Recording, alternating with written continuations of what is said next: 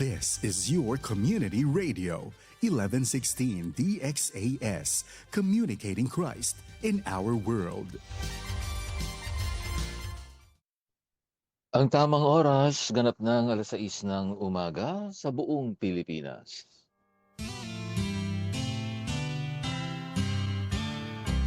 May harding mapananalanginan, doon si Jesus naghihintay.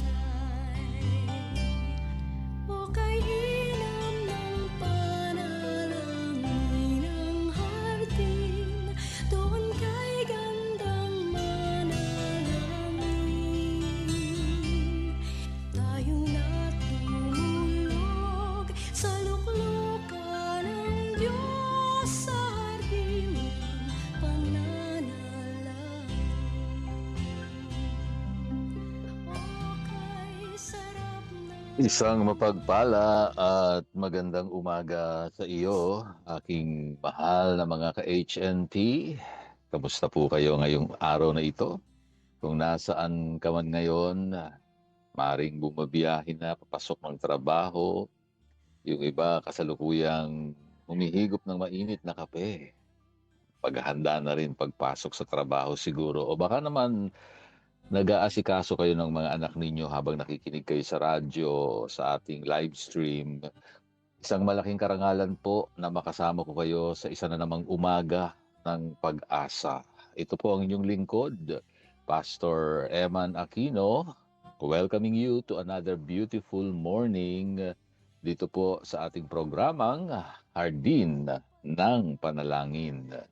Ngayong umaga po, pag-uusapan natin ang isang napakatinding katotohanan na magpapabago ng pananaw mo sa iyong mga pinagdaraanan. Kaya bago po tayo magsimula, huminga muna ng malalim, bitawan natin ang mga alalahanin, at laging tandaan, every gising is a blessing.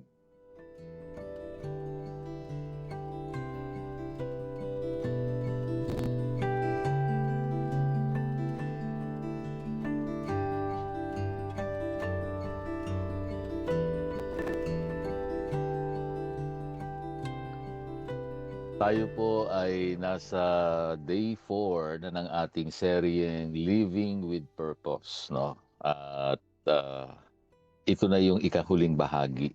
Ang tema natin ay The Glory Yet to be Revealed.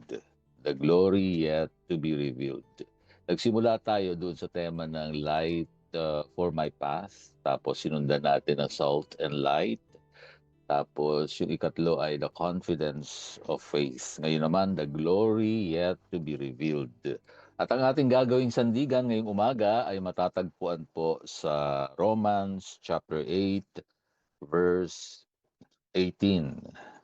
Sabi po rito ni Apostol Pablo, Romans chapter 8, verse 18, For I consider that the sufferings of this present time are not worth comparing with the glory that is to be revealed to us. Diyan natin kinuha yung ating topic ngayon. The glory yet to be revealed. Sa Tagalog, sabi po dito, Roma Kapitulo 8, talatang 18, sapagkat sa aking palagay, ang mga pagtitiis sa kasalukuyang panahon ay hindi karapat-dapat maihambing sa kaluwalhatiang mahahayag sa atin.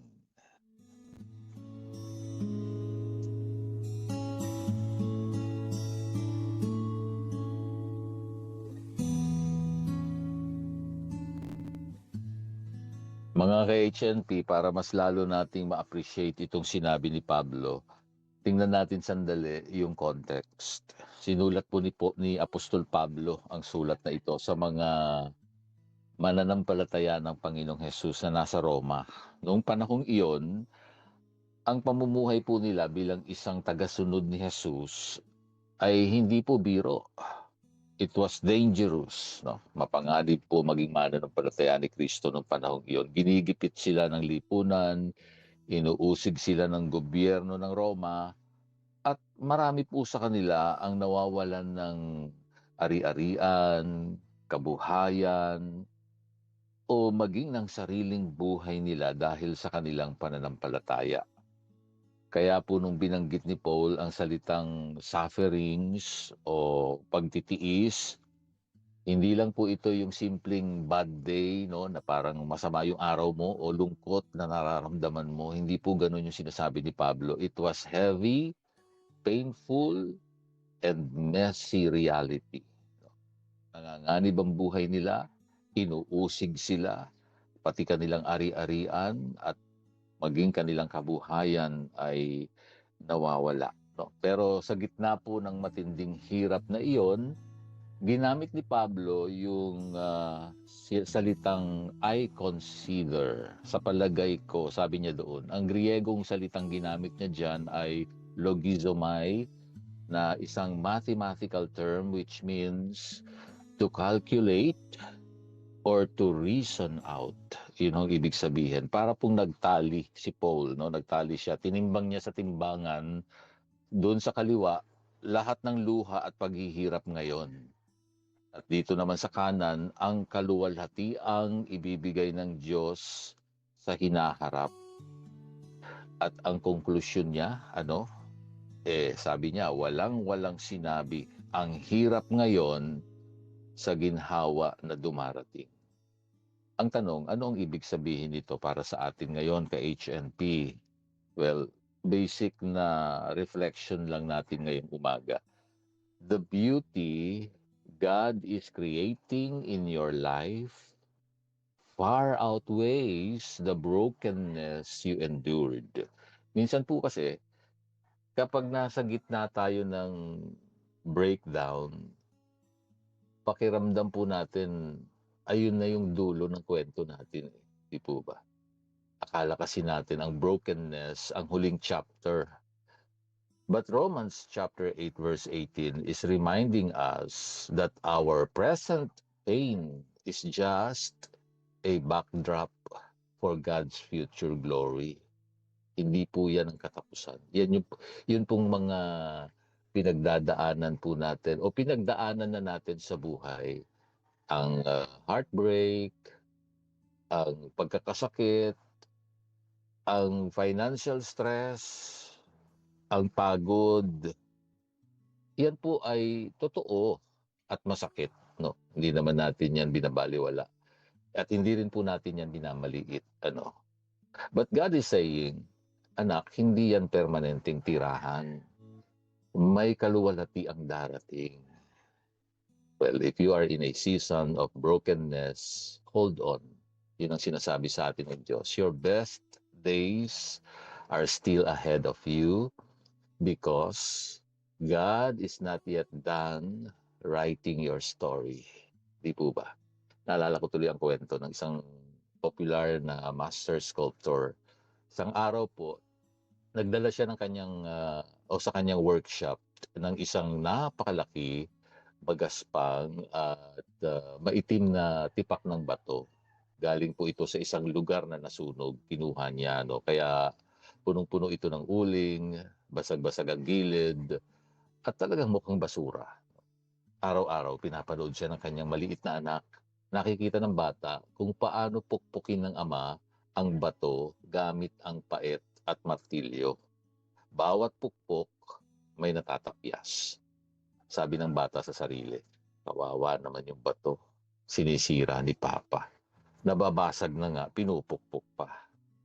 Well, masakit talagang tingnan ang proseso. May mga bahagi na kailangang tanggalin ng puwersahan, may mga matutulis na kailangang kaskasin. Pero makalipas po ang ilang buwan, tinawag ng ama ang kanyang anak. Noong tinanggal ang tela na nakatakip, namangha ang bata. Wala na ang maitim at basag-basag na bato. Sa halip, isang napakagandang estatwa ng isang agila na handang lumipad ang nakatayo. Pino ang bawat detalye, kumikinang sa liwanag.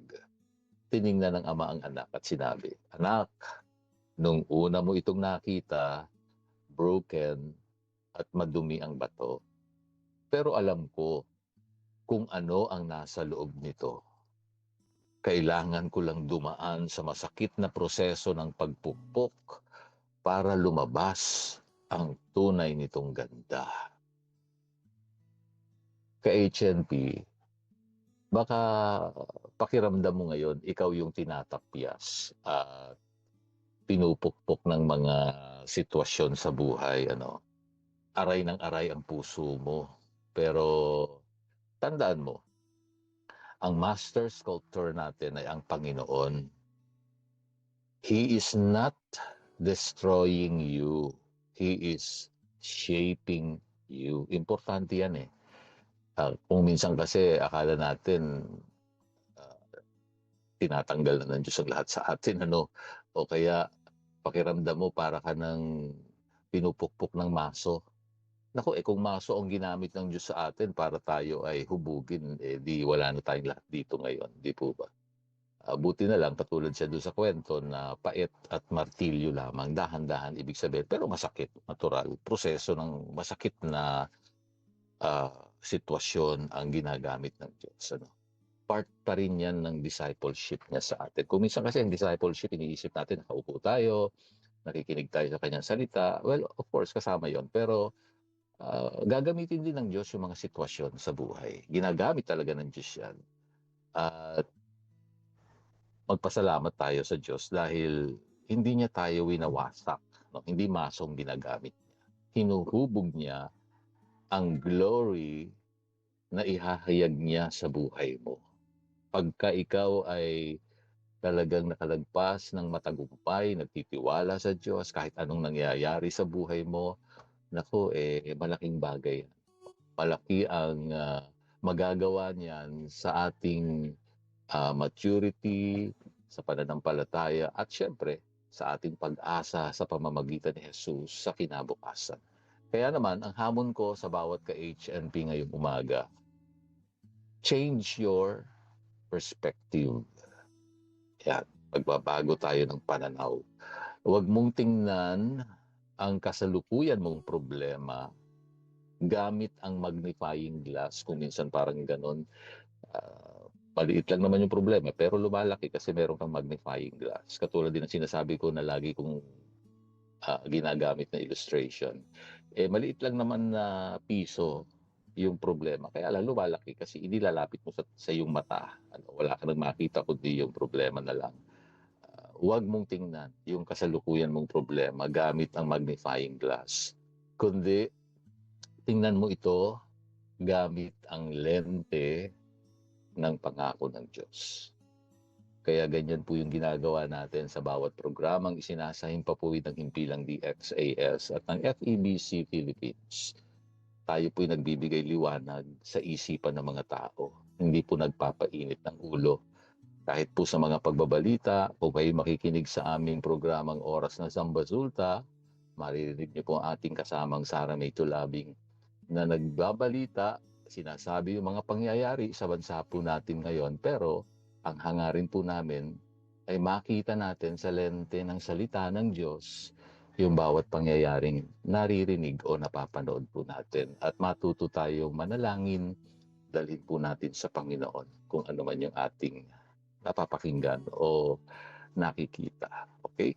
So, tinitingnan natin gamit ang lente ng pangako ng Diyos sa bawat pangyayari o sitwasyon na kinakaharap po natin ngayon. Kung ikaw ay nahihirapan ngayon, naku, huwag kang sumuko. Sabihin mo sa sarili mo, temporary lang ito. Darating ang glory ng Diyos.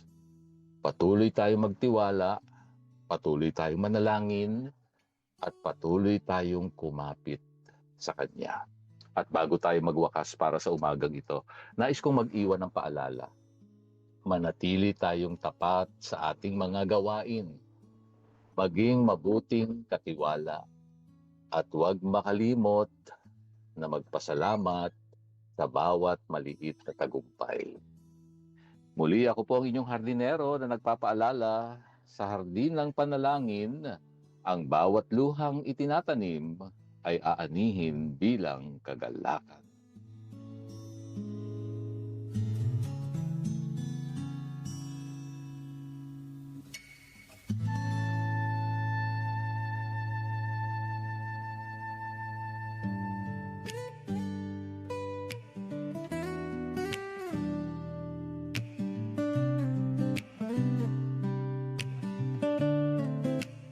Sa simula pa lang, hindi ako karapat-dapat. Pero pinili mo akong pagtiwalaan, O Diyos, sa mga gawain mo. Ako'y ginamit sa paglilingkod ko, katapatan mo'y nakita. Sa pagmamahal mo, ako'y tinubos sa biyaya mo. Ako'y tinawag sa pag-ibig mo. Ako'y tinanggap at patuloy akong maglilingkod sa'yo.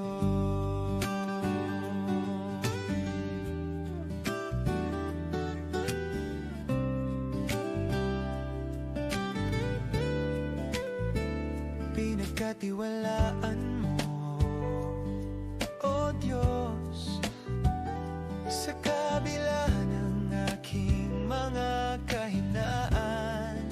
Ginamit mo ako upang magpatotoo ng iyong kapangyarihan at biyaya.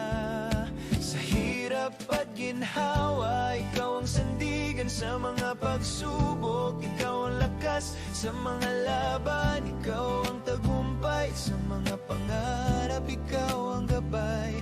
Ikaw ang aking Panginoon. Kahit saan ako ay iyong dalhin. Ikaw lang ang susundin hanggang sa huli.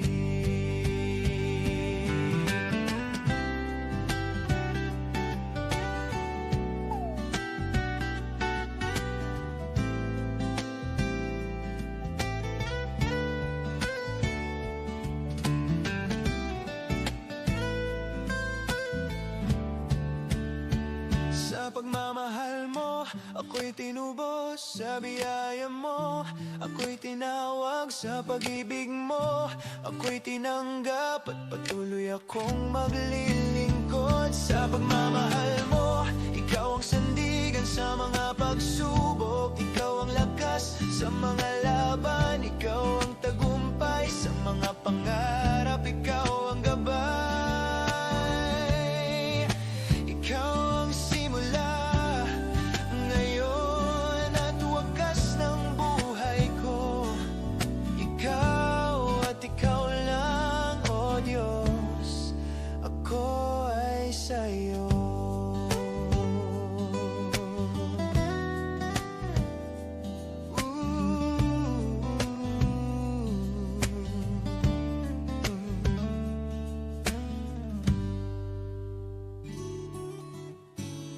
Palakasin at pagtibayin ang pagsasama ng pamilya sa tulong ng ating pinagbuklod na pagdulog sa ating mapagkalingang Diyos.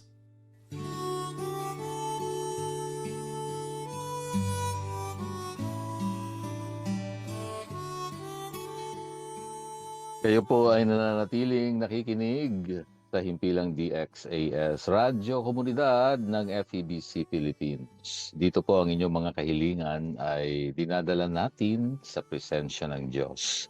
Tayo po ay manalangin.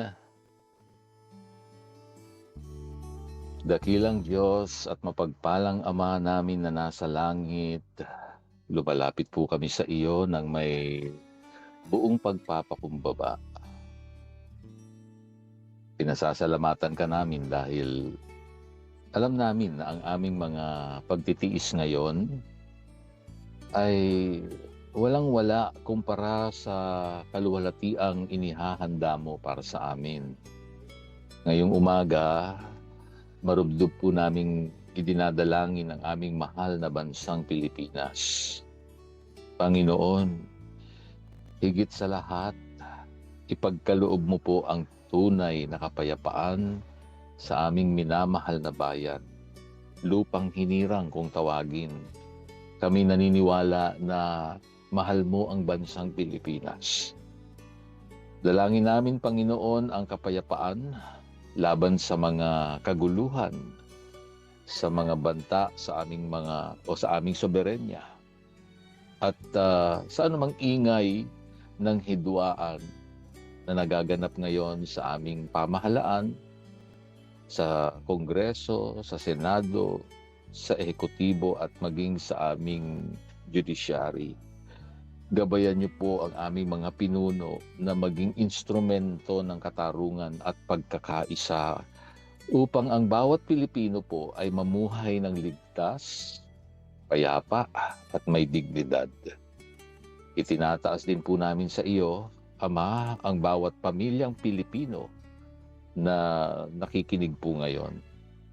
Alam mo po ang mga mabibigat na isyung kinakaharap nila sa loob ng kanilang mga tahanan. Dinadalangin po namin ang mga pamilyang nagkakagulo dahil sa hindi pagkakaunawaan. Maghari nawa ang iyong pagpapatawad at pagmamahal. Ipinapanalangin din po namin ang mga magulang na gabi-gabi ay hindi po makatulog dahil sa bigat ng gastusin, sa taas ng bilihin, at sa kawalan ng sapat na kita. Lord, Ikaw ang aming faithful provider. Buksan mo ang mga pinto ng oportunidad para po sa bawat isa sa amin. Para sa mga pamilyang may dinaranas na karamdaman, may pinagdaraanan na depresyon o nakararanas po ng matinding pagsubok sa kanilang relasyon. Ipaalala mo po sa kanila na hindi mo sila iniiwan ni pinababayaan man. Yakapin mo po sila ng iyong presensya, ibalik niyo po ang pag-asa sa bawat tahanan. Dalangin ko po si Angel Vicente, pagpalain mo siya, karunungan ay kanyang kailangan sa kanyang work. Dalangin po namin, Panginoon, na marami pang mga kliyente ang kanyang mako-close deal. Dalangin din po namin kagalingan sa kanyang nanay, si Dolly Vicente, pagpalain niyo po siya. Kasama rin ngayong umaga si Nanay Vicenta Tolentino. Tinataas ko ang kanyang kalagayan. Lord, kalusugan niya ay sa iyo nang gagaling. Yung crack sa kanyang paa, nawa po'y magkaroon ng kagalingan ito, maging normal ang kanyang kondisyon. Dinadalangin ko si Michael Hapalya. Salamat sa kanyang buhay at sa buong pamilya at sa kanyang nanay. Patuloy na pangangalaga niyo po ang dalangin namin sa Hapalya family. Salamat din po kay Webster Bohol. Ikaw ang Diyos sa kanyang buhay. Pagpalain niyo po siya. Kasama na rin si Jessa May Palanyo. Dalangin namin kalakasan na iyong ipagkaloob sa kanya at sa kanyang anak na si Justine Palanyo. Kagalingan po ay aming dinadalangin sa batang ito. Salamat din po sa gabayin mo sa Millares family, kay Ate Neneng, sa kanyang buong pamilya. Salamat sa iyong pag-iingat, sa kalakasan at kalusugan na ipinagkakalob niyo po sa kanila. Pagpapala para sa Bonyog family, kay Agnes, kasama ang kanyang mga anak. Dalangin kong patuloy mo silang palakasin. Salamat po sa buhay ni Ate Elsa, sa Tenon family. Gabayin niyo rin po yung kanilang kailangan, Panginoon, at probisyon sa kanilang pangangailangan. Dalangin din po namin sa buhay ng pamilyang Del Oro. Salamat kay April Niel at kay Marichu. Pagpapala mo'y kanilang tanggapin ngayong umaga. Ganon din po sa Adriano family, kay Ate Baby, sa Arieta family. Salamat kay Raincy. Sa Aguila family, kay Ate Thea. Pagpalain niyo po siya ng kalakasan. At maging kay Ate Nora Salvador, sa kanyang pamilya rin. Kalusugan ay ipagkaloob niyo po. Kasama na rin si Kuya Ador. Tinataas kong patuloy ang kanyang pamilya, maging sa kanyang kondisyon.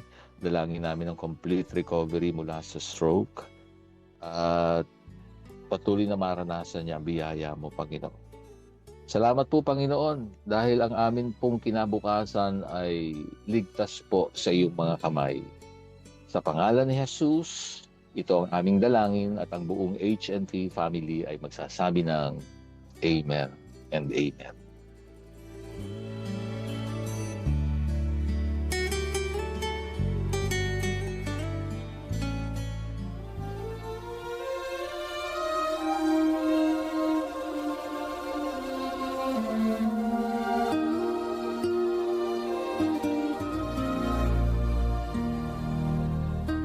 Kagalakan ko po ang maging lingkod ng Diyos sa inyong buhay dito pa rin sa Himpilang 1116 DXAS, your community radio. Isa lamang po kami sa mga himpilan ng FEBC Philippines, kasapi ng kapisanan ng mga broadcaster ng Pilipinas. Kung nangangailangan po kayo ng panalangin at pagbisita sa inyong bahay, maaari nyo pong ipadala ang inyong mensahe sa mobile number 0917-125-8201. Hanggang sa susunod pong muli sa parehong oras at himpilan pa rin, maraming salamat sa inyong pakikinig at maraming salamat kay Rolando Alfonso at Romel Paulino na umaalalay sa atin sa bawat umaga. Ako po ang inyong hardinero, Pastor Eman Aquino. Paalala po muli, sa lahat ng ating ginagawa, luwalhatiin natin ang Diyos.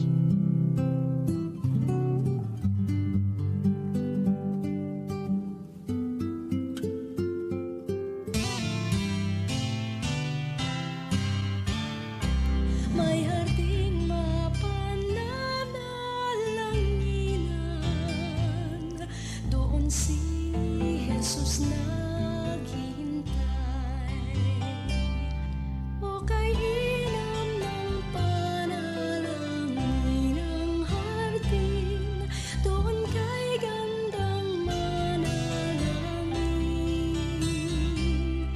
Tayong natulog sa luklukan ng Diyos sa hardin ng pananalangin.